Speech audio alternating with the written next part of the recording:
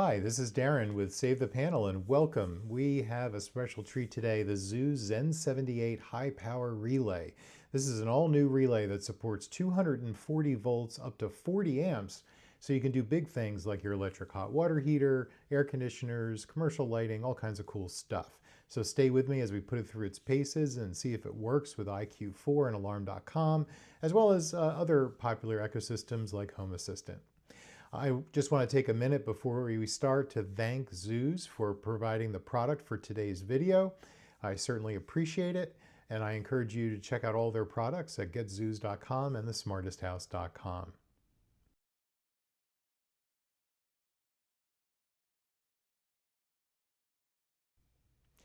All right, so let's do a little bit of an unboxing here and see what's inside. Of course, you have your requisite manual, which gives you all kinds of good information, of course. You know, as I said, this is a 240 volt up to 40 amp switch, but it also supports 120 volt in the wiring there. We're going to actually do, you know, for our demo today, a 120 volt scenario, just because it's a little more easy, but we'll get into that in a minute. The device itself is plastic, has a plastic case, which that's the back of it right there, which you mount up on a flush mounted surface. It is not watertight, even though it does have what looks like rubberized glands on the bottom. So if you need this to be in a watertight location, you'll have to enclose it inside something else that is made for that. The lid kind of pops off the top. On the inside, we can see the wiring connectors for both input and output, labeled for 240 and 120 volt operation. What's really cool is the switch input on the center, where you can wire in a physical switch and control it that way as well. The connectors on the bottom are a little bizarre. You know, they're not the standard knockouts that you'd see for North American wiring, but you know, I did go through quite a few options. I did talk to Zooz support and found that 1 inch, and actually I made 3/4 inch work for this video, but 1 inch Romex connectors, for instance, will, or I should say wire connectors, will work on the bottom. But you also can drill through the back plate there and attach your wire connectors as you will. That is a permitted use by the manufacturer. There's also this box of additional parts, which includes the clamps that will can secure the cables into the bottom of the device. But you also see there's crimp-on connectors there because you'll probably be using larger, like 8-gauge wire in some cases, which is stranded, so you'll need those crimp-on connectors to make a good connection onto the screw terminals. And those cable clamps, as you'd see there, they are reversible. So depending on the size wire you have, you'll have a good connection either way.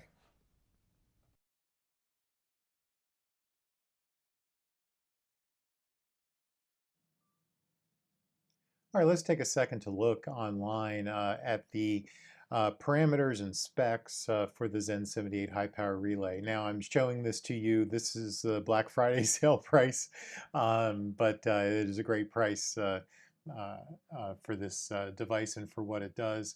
You know, as we said, it's 40 amps of power up to 240 volts AC. It does have power monitoring. I'm not sure I mentioned that before, but that's very exciting.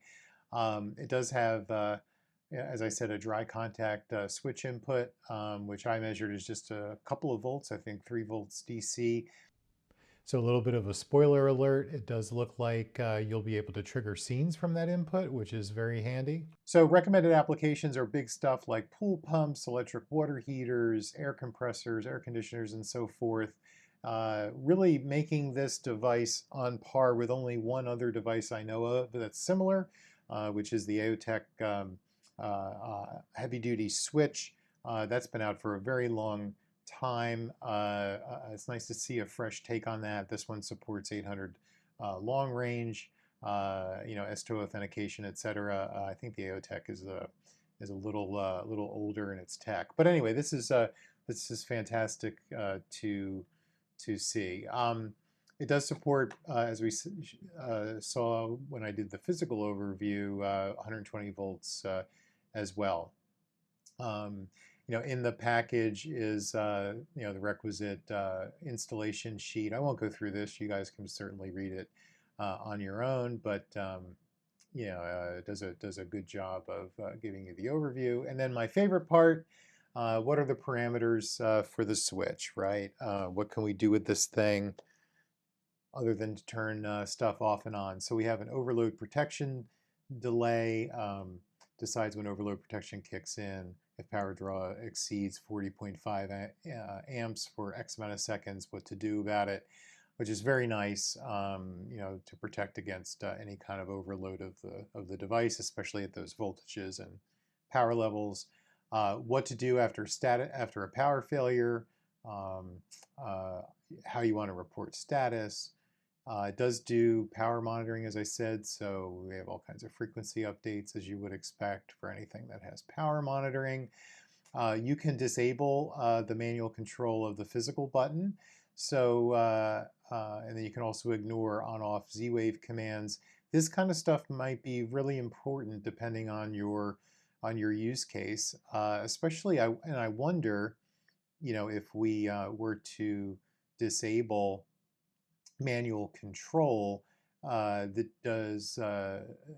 will that input then be usable as a scene trigger?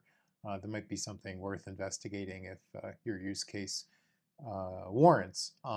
Also, auto off and on timers, what you want the LED to do, which is fairly vanilla on a lot of these switches. What is the delay after power outage, what to do after an overload, reports temperature, so in case it's overheating. You can also monitor for freeze and heat levels, which may be interesting depending on your use case. So I wonder if this means, if this is installed next to your hot water heater and you're away on vacation, you have some kind of a failure of your heat in your home, can this double as a little bit of a freeze alert as well? I'm not really sure, but that seems to be what it implies to me.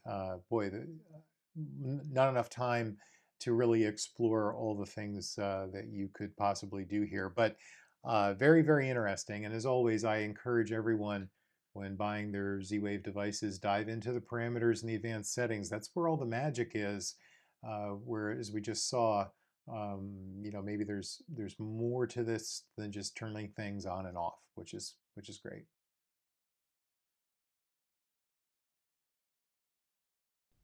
I just want to say here that, for the record, I am not an electrician. I would consider myself maybe to be advanced DIY. I was lucky enough to have a father, grandfather who were electricians, and a grandfather on the other side who was a plumber. So those two areas I'm very comfortable. But anything you see here are claims made by me. Please verify them with your licensed electrician. And of course, the best way to do this is have your licensed electrician do any type of hardwired install like this in your home with proper permits and to code. Okay, we're back. So we have our test environment set up. I did not use the MC cable, as I said, because Romex is cheaper, and this is just temporary for this this video. So we have our line coming in here, which is 20 amp on 12.2 going into the input side. On the output side, we have 20 amp 12.2 going to this quad here. And then for the switch, I ran 14. I did take the leads off here and did some testing and probing and found that there was just under 3 volts DC coming out of one side of that, and it senses dry contact when the 3 volts loops around, turning the relay on by default. I mean, I've not joined this to Z-Wave at all. This is just out of the box the way it is. But if I break the connection, indeed things turn off. So this is kind of an EPO style switch. If I push down on this, indeed the light goes off, and if I twist to the right, the light comes back on. You might be wondering, why in the world did I do an EPO style switch? Well, the use case here is this will eventually be permanently installed in the garage. And the idea is that this is going to control a series of outlets on my workbench, and there's going to be this emergency disconnect switch on the wall. So if I needed to kill power to whatever's going on the workbench, I can simply slap this and power's off. And at the same time, I would like to set some things here, like after so many hours of being on, those bench outlets will just power themselves off automatically. There's not a whole lot that goes on my workbench. The occasional very small compressor, some hand tools, that kind of thing. Sometimes testing of low wattage things for this YouTube channel, but it seemed like kind of a nice use for it. I really don't have hardly any 220 volt things in my particular home to control. I don't have a hot water heater that is electric. My pool pump is already on automation, an automation system. Pretty much it's just my dryer and a mini split. And the mini split's brand spanking new. I really don't feel like pulling its wiring apart at this point. So that's probably where this is gonna live forever, is helping me control a series of outlets along my workbench. So this is a little mini display of what that would be like. As far as the wiring over here, in the previous segment, I was all concerned about these connectors. As you can see, I just temporarily used the 3/4 inch Romex connectors that I had, but I noticed that they do have internal clamps, and they can be reversed for smaller gauge wire. So really there is an embedded cable clamp here in the box itself. Now I'm wondering, do I even need this? Could I have just used the rubber grommet like I did here for the other two? I'm curious, the electricians that might be watching, what would you do? Would you, if you indeed could use Romex in this particular installation method, would you just use these clamps and go with the rubber and call it a day, or would you do something else? When I do wire this in my garage for real, I am going to drill holes in the back here and have real connectors coming in the back. So I'm really not too worried about it for my particular permanent install, but I am curious, what would be the right way to do this, in the mind of an electrician. Looking closer here at the wiring, you can see I simply followed the 120 volt, trying to get some light on this. I have followed the 120 volt wiring diagram on the bottom. These connectors, I did wind up looping the copper around and tightening them down rather than going in straight like you might do on a back wire for a commercial receptacle. It didn't seem to be the right type of pressure plate for that. So I did go ahead and do the loops and put them in rather snug. Things looked pretty solid. So with that, what we're going to do next is get this thing joined up and look at its software.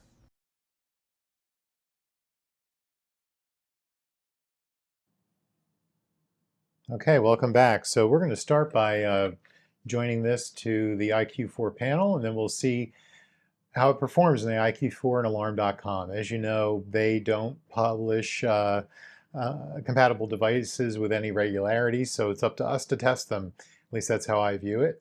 So I'll put this through its normal alarm.com paces, and we'll see how it goes. So first things first, let's do the join, and I'll zoom through this so you don't have to be bored. Stand by.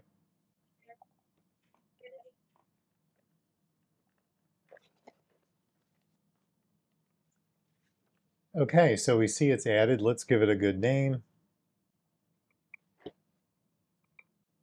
Zen78 switch is added to network successfully. Okay, so we are added successfully as device 104. So let's do our requisite checks here. First things first, do we have any errors? Ooh, we have a needs attention. Maybe it's not related. Ah, that's a ring keypad that I'm messing with over there, causing an error, but no error from our Zen78, so that's good.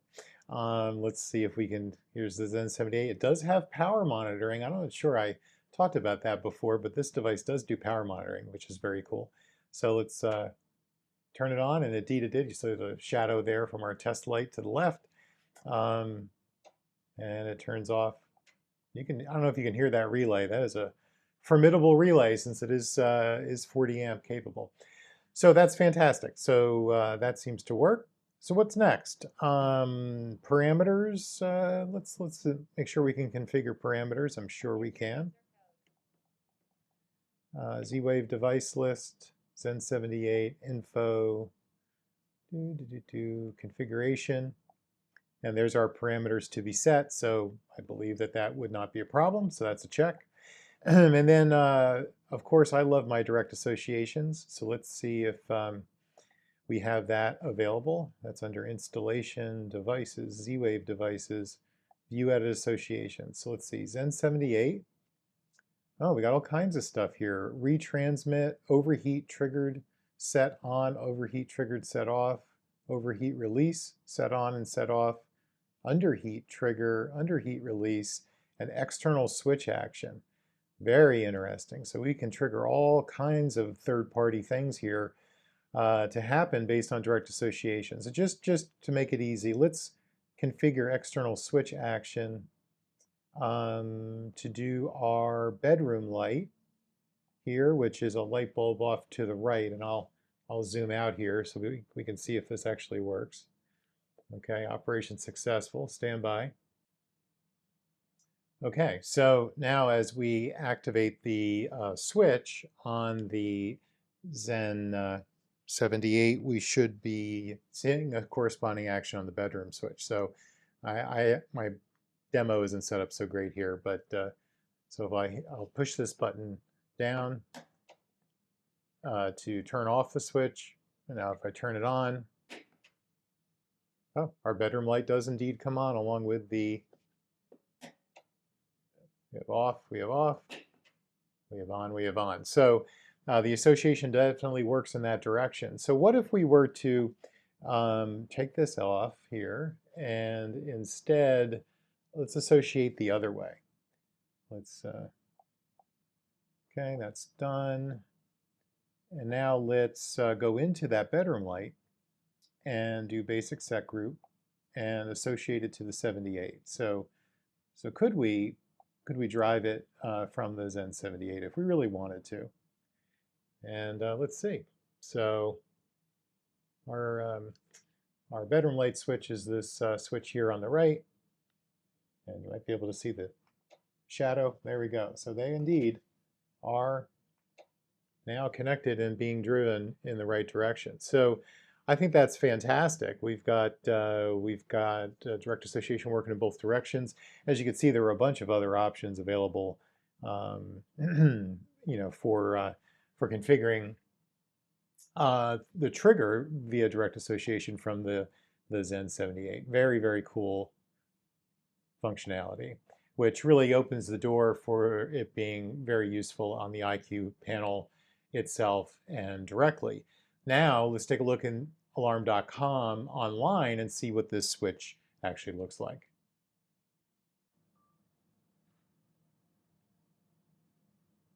Okay, so here we are in alarm.com. So let's see what that Zen78 looks like. Let's scroll down here to lights and switches. And sure enough, here is the Zen78. And I turn it on and it does work. Sorry, I don't have a dual camera set up right now. You'll have to trust me. But yeah, this is working great. Very fast cycling and response to those commands. That's great. The other item to look at is, does the switch input show up as a remote? I'm not sure I would expect it to, but ooh, look at that. Oh, awesome. It does show up. Very interesting. So let's just do a little quick test rule here. Just give it something to do. And yeah, sure enough, alarm.com is accepting all of these input actions. Now with our EPO style switch, it's really in one position or another, right? It's either off or it's either on. But if I had a momentary switch there on that hardwired switch input, I could, in theory, trigger scenes in alarm.com with this, which is very interesting and kind of unexpected. I really like it when new products like this just work right off the bat in the IQ panel and alarm.com, and it's just such a joy to not have to wait for Johnson Controls or the alarm.com folks to kind of you know, make anything special in their platform. So the roundup here is that in IQ4 ADC, it hit all the marks. Basic control, associations, power monitoring, addressable parameters, lots of associations. That's why I said with a bonus, but missing the sensor data, which is common for Z-Wave devices in that ecosystem.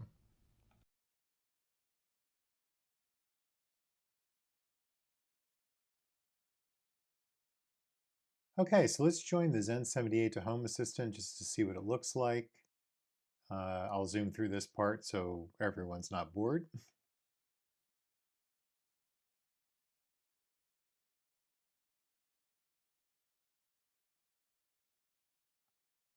Okay, so we are added as device 101. We'll just give this a second. Oh, and here we go. So it finds itself as a Zooz High-Power Relay. Let's see if I can collapse that.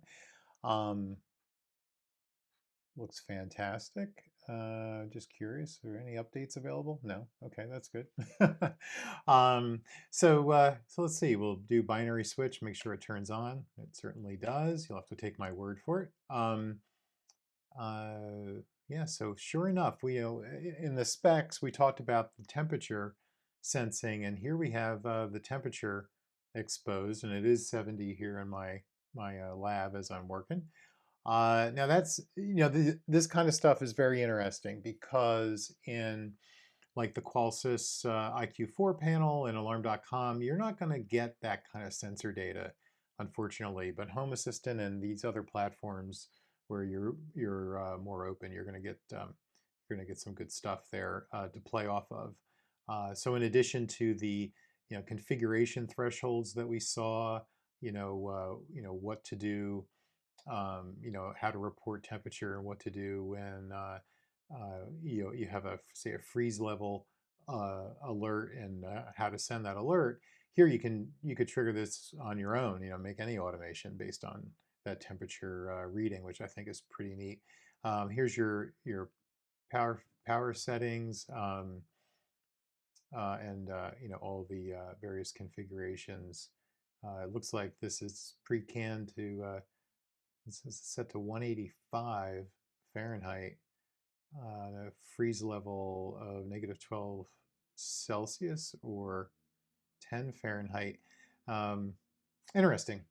And then, of course, this I wanted to see too. What happens on your input type? So, typical parameters for input type and input behavior, send only the report or actually trigger the load. So it does look like we can, very nice, so we can have a lot of flexibility here on how we use that switch input and have it not drive the load if we don't want it to, and instead trigger some other automations. Very, very handy, handy indeed. So in Home Assistant, I would say this looks great. I guess the only other thing to see while we're here is maybe what entities are exposed. So let's just build a quick automation, and we're going to pull up this device. And I'm just curious what all these triggers are. Okay, got scene action, of course, value changes, all your parameters, switch overheat, underheat, turned off and on, power consumption, firmware, hardware failure, overcurrent, switch ping. So everything, as you would expect from Zooz, especially when integrated with something like Home Assistant, you have all these various endpoints and data entities available to you to trigger off of, which is just it's just so impressive. All this home automation stuff has come so far since the dark ages when I started messing with Z-Wave probably in 2013. We were just so happy to get something to turn on or off. To have some of these things is just it's really quite impressive. Anyway, so that wraps up the review from Home Assistant. It's everything you would expect, and then some.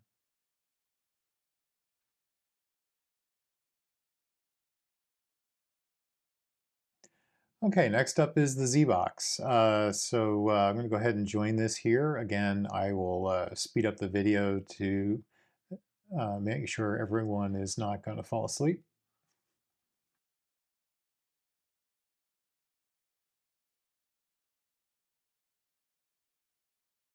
Okay, so this is interesting. So it comes up as multiple entities in the Z-Box, the binary switch itself, a remote controller, and then the electric meter, heat detector, and temperature sensor. So see, this is one of those other things I really appreciate as I can see devices be added into different controllers and ecosystems. You know, on alarm.com, you know, everything is you're looking for a needle in a haystack. Some of those needles you can't even find because they're concealed.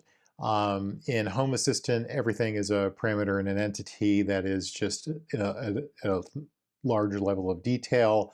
But here in the Z-Box, it's summarized nicely for you. So, you know, you have these discrete entities. It's just very interesting to me how they're organized differently in different ecosystems, and I really do appreciate it.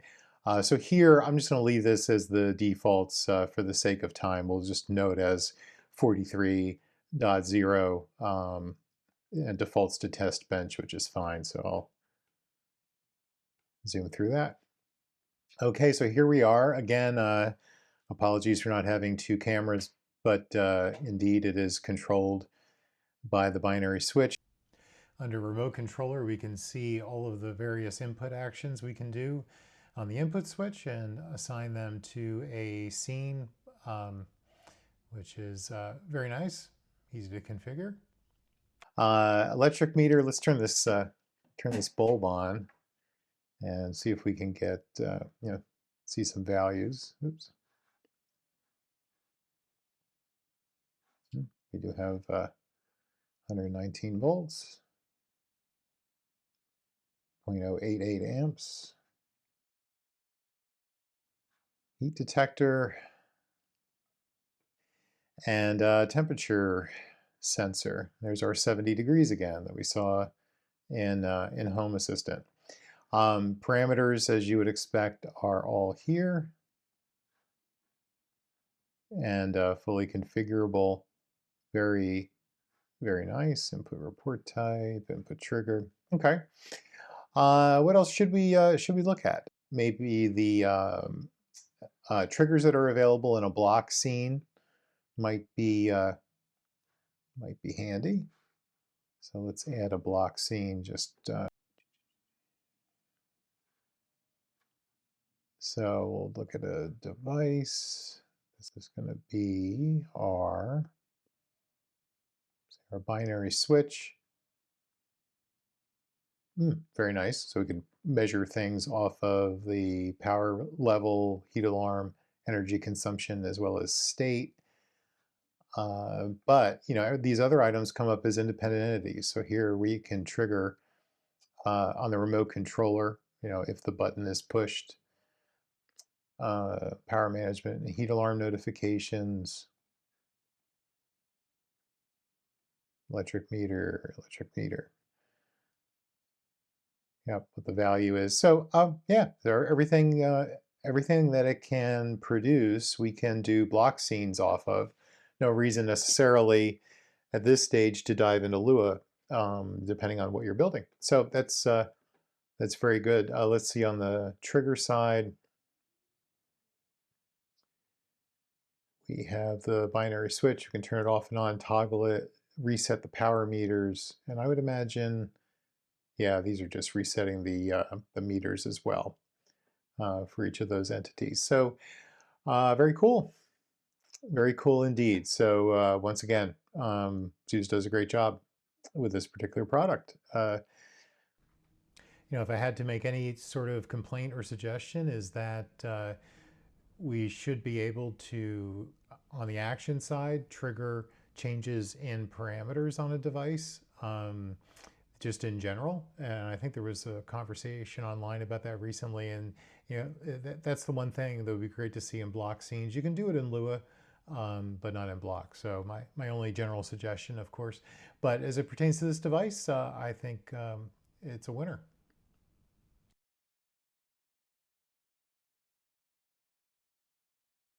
All right, so next up, let's look at the Hubitat and join this device there. Okay, so we have the Zen78 High-Power Relay here. Things look good. Let's see if we can turn it off and on.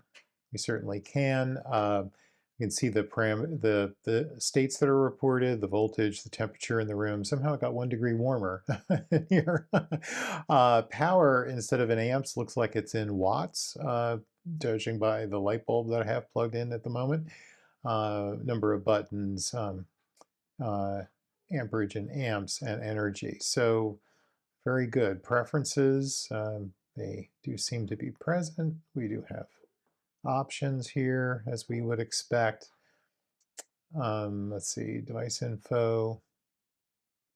Nothing earth-shatteringly challenging there. I did take a second and I added this to a real simple dashboard. So we can indeed cycle the relay, and of course we can do we can do lots of other things here with the device. So it did join. It was recognized. We do have control like we would expect in Hubitat. So I think we are well on our way. So let's try to create a automation rule, just a basic app, and make sure that the Zen78 shows up where you would expect it to. So as a temperature sensor, we certainly see it here. Power meter, there it is. The switch itself, sure. Perfect. And button device. Look at that. So you do have a little bit of scene control, as you would expect. And okay, so I think we can definitely say that this is good to go in Hubitat as well.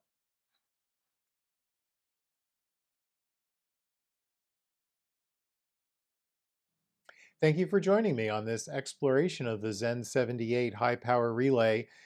It performed very well across multiple ecosystems, as we saw, and right out of the box was compatible and worked very well with the IQ4 and Alarm.com, which is probably the toughest customer in the bunch. So that was great to see. I really appreciate the opportunity to do these fun videos for you. So don't forget to check out our forum at SaveThePanel.com. There's always additional details and discussion there. Also, I'll include links to any products, scripts, or other things I may have mentioned in the video in the description. And if you like this video, please like, follow, comment, and share. Don't forget to subscribe if you're not a subscriber. Invite your friends. I read every comment, and I'm always open to suggestions. I'd love to hear what you're working on in your home automation environment and how I can possibly help. So thank you again. I look forward to seeing you in the next video or talking to you online.